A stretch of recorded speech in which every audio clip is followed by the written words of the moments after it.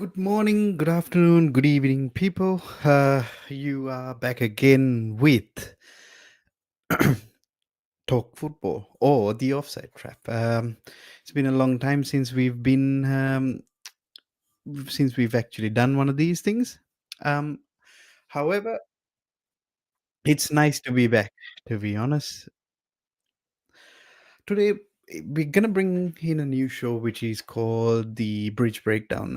Mostly Chelsea FC related content, but it won't be a long stream, but it won't be a short stream, like in that medium space between that 10 to 15 minute soundbite kind of things.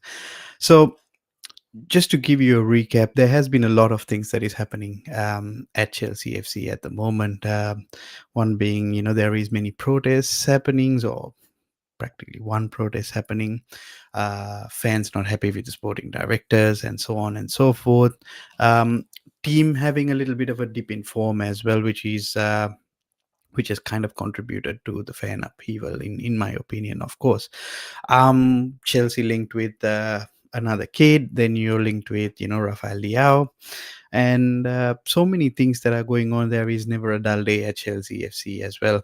A lot of people are talking about Chelsea following this model of your RB Leipzigs and your Brightons, and not even doing as well as them as well. That there are things that have been said on your Twitterverse, as well as all the other spaces that you can see it on.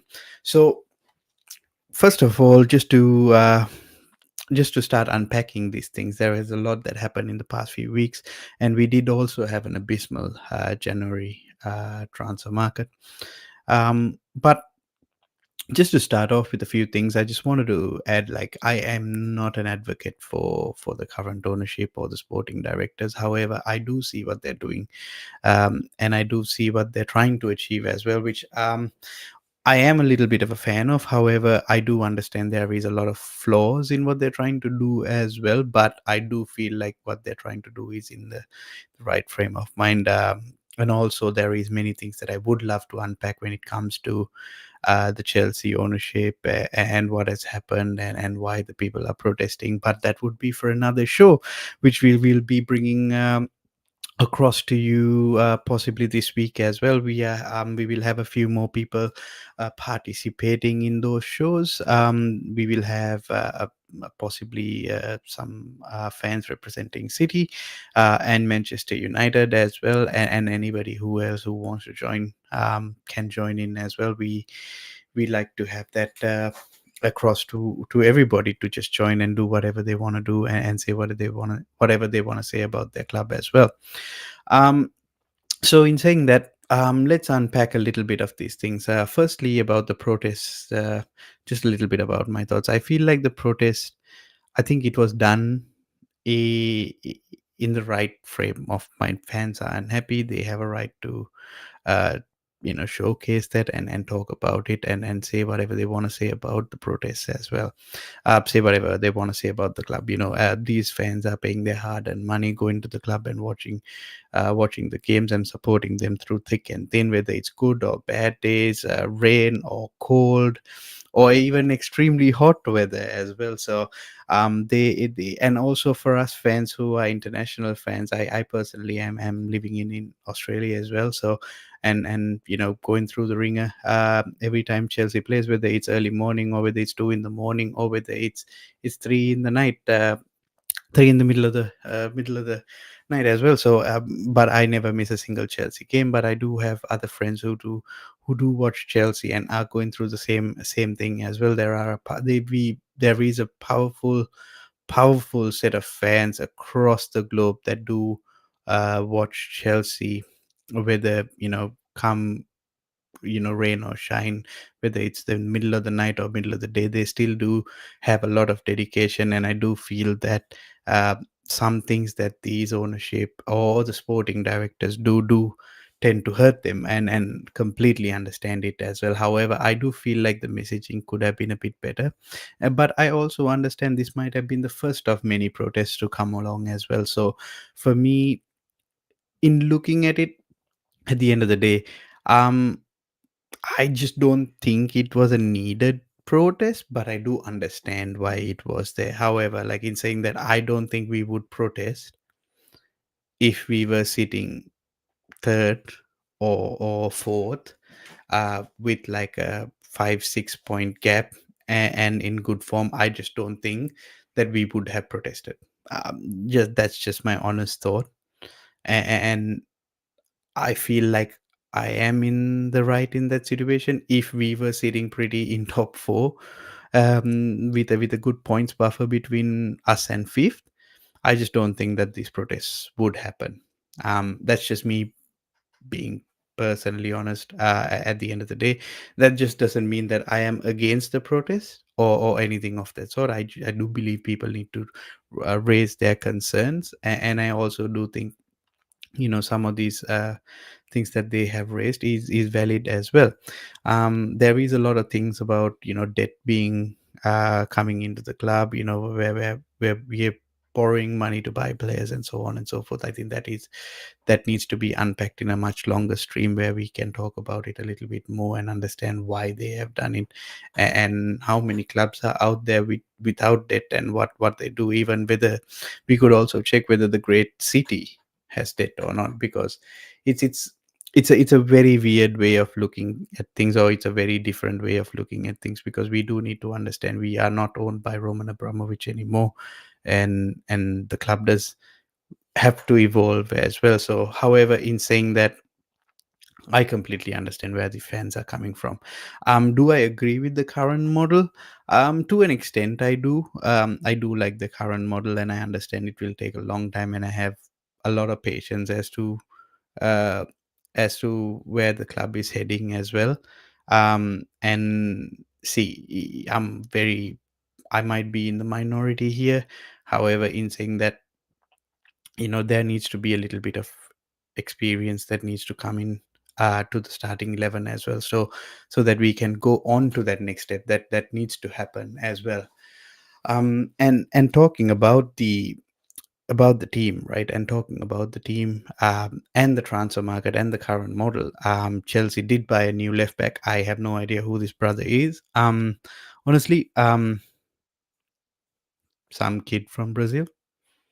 Good, bad, I don't know. uh, However, I do think if this kid is going into the model and goes down towards Strasbourg in a couple of years' time, this is what we might be looking at. For an example, if we did not have the current model, we would have not seen players like Petrovic do well. We wouldn't have seen Santos do well as he has done at Strasbourg, and also look at players like Diego Moreira, like a player reborn, and under Liam Rosonier, at Strasbourg. There is many examples like that as well. So I feel like the more clubs we add to the network, the better it is going to get towards feeding Chelsea Football Club at the end of the day, because yes, these clubs are going to be feeder clubs going in the long run. So that's where my thoughts are. So hopefully this works out for the kid. Happy about us trying to find some young talent, and nurture them and bring them towards Chelsea Football Club. But I also do think most of this money spent on these players are never going to touch Chelsea Football Club in the long term. They're going to be flipped for profit, and I don't see anything wrong with that, to be honest, at the end of the day. Because there are limitations as to Chelsea, because we don't have a bigger stadium, we don't have the revenue as some of the other clubs. We have to find another method to generate the revenue for us. So I am all for it at the end of the day. I just don't see any reason as to why we can't do it. But yeah, talking about another player that is linked to Chelsea Football Club right now, is I would like to see us linked with a striker personally, whether it's Alexander Isak, whether it's Victor Gyökeres, maybe not Victor Osimhen, but maybe even Victor Osimhen with the price and everything, plus also maybe a Benjamin Sesko, whoever it is, or Liam Delap if you're going down that young route, right? For me, it would be Isak, Gyökeres, or Delap. Any of those three would do. Like, I would love to see either one of them, but Rafael Leao. I see the need of trying to bring in Liao into the club. I definitely do see the need in it because at the end of the day, I do think the Sancho deal that we have, yes, he lit up the Premier League, has he lit up Chelsea Football Club? Maybe not to the degree that we are expecting of him, but he has done some things right. So for 25 million, relatively low wages, I don't see anything wrong with that Sancho transfer. I think that's a little bit of good business from us done there. We could always flip him for more money as long as he keeps performing at the same level as he does. You know, even for a 30-40 million pound deal, we could literally flip him and make some cash out of him. It's as simple as that. But I understand why we need another winger. At the expense of maybe Joao Felix going down the path of AC Milan and bringing in Rafael Leao, I don't mind it, but I do feel like Rafael Leao is also another Felix. Um, do I like Joao Felix? I do like Joao Felix, but I think he is the man? No, I don't think he is the man because Joao does this incredible thing, comes on for his debut. Incredible player, does all the flicks and the tricks and does everything and then fades away. um I don't know what it is. I seriously hope that Rafael Leao is different compared to Joao Felix. And I know we have been chasing Leao for a while now. Do I like him? 50-50. uh, should we go for him if it's at a lower price, maybe 50-60 million? Yeah, not at the 100 million mark that they're quoting it, to be honest. No.